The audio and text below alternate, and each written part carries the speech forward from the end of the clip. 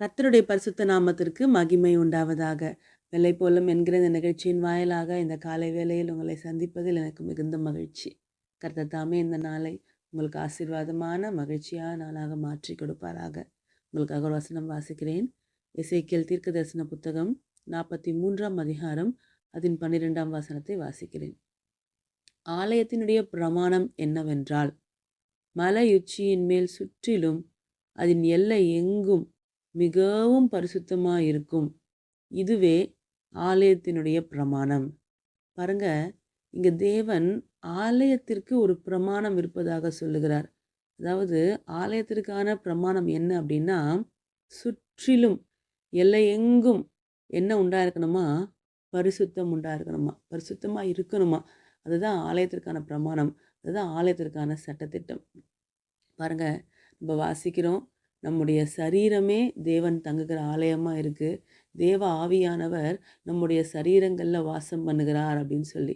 அப்படின்னா இந்த சரீரமாகிய இந்த ஆலயத்தில் கர்த்தருடைய ஆவியானவர் வாசம் பண்ண வேண்டும் என்றால் அதற்கும் ஒரு பிரமாணம் இருக்க வேண்டும் அல்லவா? அது என்ன அப்படின்னா பரிசுத்தம். இந்த பரிசுத்தம் நம்ம சரீரமாகிய ஆலயத்தில் காணப்படவில்லை என்றால் என்ன நடக்கும் தெரியுங்களா? தேவன் நம்மை விட்டு விலகுவார். பாருங்க, இந்த வருஷம் கர்த்தர் நமக்கு ஒரு வாக்குத்தத்தம் கொடுத்திருக்கிறார். அது என்ன? தேவன் நம்முடைய பட்சத்தில் இருந்தால் நமக்கு விரோதமாக இருப்பவன் யார் அப்படின்னு சொல்லி. அதாவது தேவன் நம்ம கூட இருக்கும்பொழுது நமக்கு எதிராக யாருமே இருக்க முடியாது. இப்போ அந்த தேவன் நம்ம கூட இருக்கணும்னு நம்ம என்ன செய்யணும்? இந்த பரிசுத்தத்தை நம்ம காத்துக்கொள்ளணும். இங்கே பாருங்களேன், இதே எசேக்கியேல் 43ஆம் அதிகாரத்தினுடைய 9ஆம் வசனத்தை உங்களுக்காக வாசிக்கிறேன். இப்பொழுதும் அவர்கள் தங்கள் வேசித்தனத்தையும் தங்கள் ராஜாக்களின் பிரேதங்களையும் என் சமூகத்தினின்று அகற்றினால் நான் என்றென்றைக்கும் அவர்கள் நடுவே வாசமாயிருப்பேன். பாருங்க, இங்கே கர்த்தர் என்ன சொல்கிறாருன்னா, இந்த ஜனங்கள் வேசித்தனங்களுக்குள்ளே இருக்கிறாங்க அப்படின்றாங்க. அது வேசித்தனம் என்று கர்த்தர் சொல்லுகிறது எதை குறித்து அப்படின்னா, தேவனை விட்டு தேவனல்லாத காரியங்களை எல்லாம் தெய்வங்கள் என்று சொல்லி அவங்க வணங்குகிற அந்த தன்மை, அதை விட சொல்கிறாரு. அப்புறம் தங்கள் ராஜாக்களின் பிரேதங்களை என் சமூகத்தினின்று அகற்றினால், அதுக்கு என்ன அர்த்தம்னா, இறந்து போன தங்கள் ராஜாக்களுக்கென்று சில சடங்காச்சாரங்களை இந்த ஜனங்க செய்கிறவர்களாக காணப்பட்டாங்க. அவைகளை எல்லாம் என் சமூகத்தினின்று அகற்றினீங்கன்னா நான் என்றென்றைக்கும் உங்கள் நடுவில் வாசமாக இருப்பேன் அப்படின்னு சொல்லி கர்த்தர் சொல்லுகிறார். நம்ம இது ரொம்ப டீட்டெயிலாக பார்க்காம நான் இதை காமனாக உங்களுக்கு சொல்ல விரும்புகிறேன். என்ன அப்படின்னா, அசுத்தங்களை, வேசித்தனமாகட்டும், இந்த மாதிரி சடங்காச்சாரங்கள் ஆகட்டும், இது எல்லாமே அசுத்தங்கள்.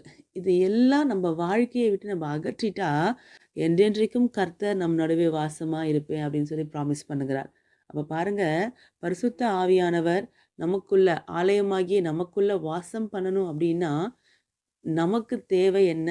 பரிசுத்தம். நம்ம வாழ்க்கையில், நம்ம கண்களில், நம்ம பேச்சில், நம்ம செய்கையில், நம்ம சிந்தனைகளில் எல்லாவற்றிலும் பரிசுத்தம் அவசியம். பாருங்களேன், இந்த பரிசுத்தம் இல்லாமல் நம்மளால் தேவனை நம்ம வாழ்க்கையில் வாசம் பண்ண வைக்க முடியவே முடியாது. நம்ம சரீரத்தில் வாசம் பண்ண வைக்க முடியவே முடியாது.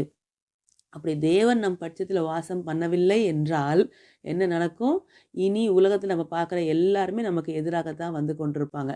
அப்போ பாருங்களேன், நமக்கு அந்த வாக்குத்தத்தம் நிறைவேறணும். இந்த வருஷம் கர்த்தர் நமக்கு சொன்ன பிரகாரமாக நமக்கு விரோதமாய் யாரும் எழும்பாத அளவுக்கு தேவனுடைய ஊழியத்தை, தேவனுக்கு அடுத்த காரியங்களை நம்ம செய்து கொண்டே போகணும் அப்படின்னா, தேவன் நம்மக்கிட்ட எதிர்பார்க்குற ஒரே விஷயம் பரிசுத்தம். இந்த பரிசுத்தம் என்கிற பிரமாணம் நம்மில் காணப்படுமானால் தேவன் நம்மோட உடன்படிக்கை பண்ணுகிறார். என்றென்றைக்கும் நான் உங்கள் நடுவே வாசம் பண்ணுவேன் அப்படின்னு சொல்லி.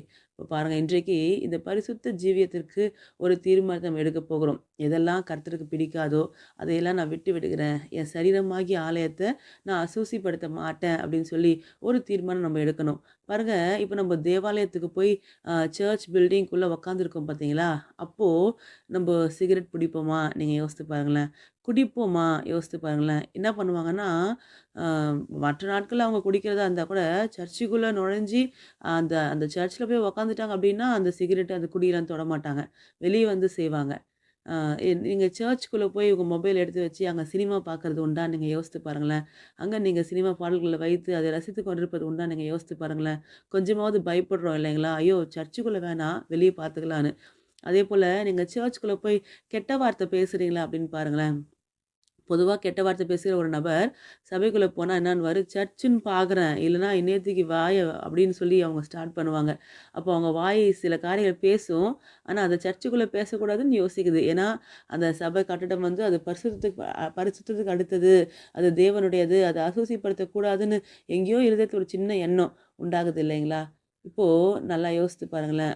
அந்த சர்ச்சுக்குள்ள போய் உட்காந்து தேவையில்லாத சிந்தனைகள, அசுத்தமான சிந்தனைகள நம்ம இருதயங்களுக்குள்ள ஓட விட்டு கொண்டு இருப்போமா?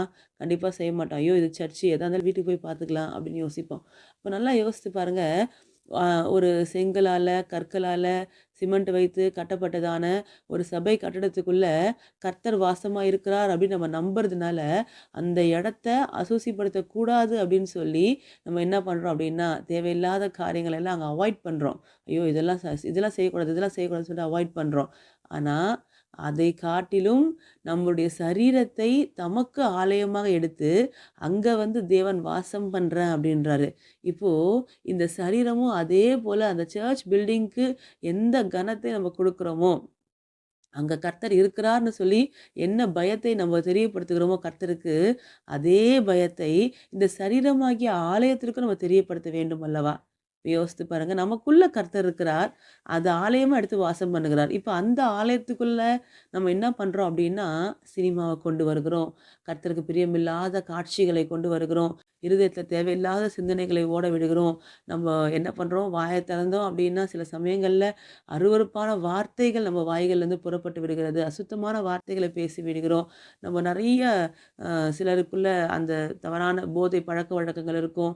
அ என்ன பண்ணுவாங்க, அதாவது ஆண்டவருக்குன்னு சொல்லி சரீரத்த ஒப்பு கொடுத்து ஞானஸ்தானம் எடுத்தவங்களா இருப்பாங்க. திருவிருந்துல பங்கு பெறுகிறவங்களா இருப்பாங்க. ஆனாலும் கூட இந்த காரியங்களையும் விட முடியாதபடி இவைகளையும் அவங்க செய்து கொண்டிருக்கிறவங்களா இருப்பாங்க. இப்ப கர்த்தர் சொல்லுகிறார், "இப்படி இருக்கும் பட்சத்தில் நான் உங்க நடுவுல வாசம் பண்ண முடியாது. நான் வாசம் பண்ணணும் அப்படின்னா, அதற்கு ஒரு பிரமாணம் உண்டு. பரிசுத்தம். அந்த பரிசுத்தம் உங்களுக்குள்ள இருக்குமானால், நான் வாசம் பண்ணுவேன். நான் உங்கள் நடுவே வாசம் பண்ணுவேனானால், உங்களுக்கு விரோதமாய் ஒருவரும் எழும்ப முடியாது." அப்படின்னு கர்த்தர் சொல்றார்.